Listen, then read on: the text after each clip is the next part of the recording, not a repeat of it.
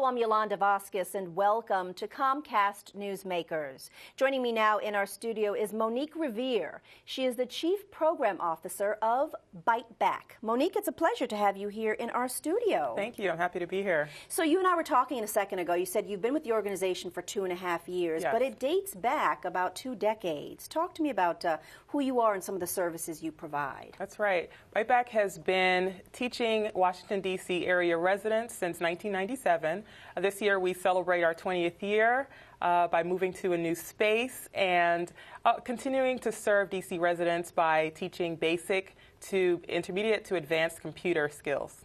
And who are you teaching these skills to? So we teach computer classes to adults in Washington, D.C. mostly. We teach in libraries as well as Byte and other community-based organizations. Tell me a little bit more about the process and what the numbers look like, because you and I were talking about the tech careers in the real world versus what's reflected in your organization, right? Right.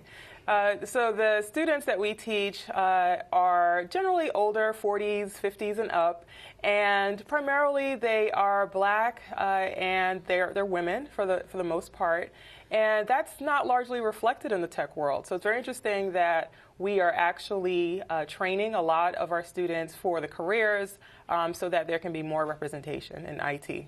Several success stories. Tell me about Diane. Diane is one of my favorite stories. She actually took a class with us in Microsoft Word, also Excel and PowerPoint a couple of years ago. And she really wanted to be in the administrative field and had some struggles actually getting into that field. Diane is a senior as well, and she came back, volunteered at Byte through a program for seniors, and I'm happy to report as of a few months ago she is gainfully employed with DC government, making a very comfortable living and doing very well. That is truly a success story. Tell me a little bit more about other people who may be looking for a career, a tech career, and the types of classes that you offer coming up pretty soon. Sure.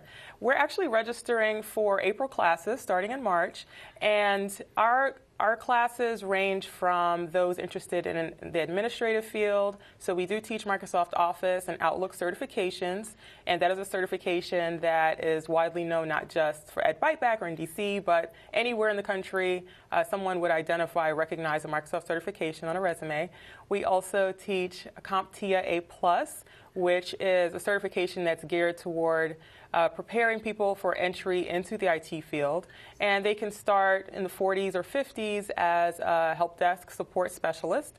And we've had a number of students come through that track as well. Nice. Moving to a new space this summer? Yeah, we're moving actually right down the street from Union Station. We're excited about that. We're actually in the process of designing our space that has multiple classrooms as well as a state-of-the-art audiovisual virtual classroom where we'll be able to provide training within our space as well as training to those who maybe cannot make it to our space. And so just with an internet connection, they can benefit from a lot of the training that we provide. Real quickly, tell me how people can get involved with your organization.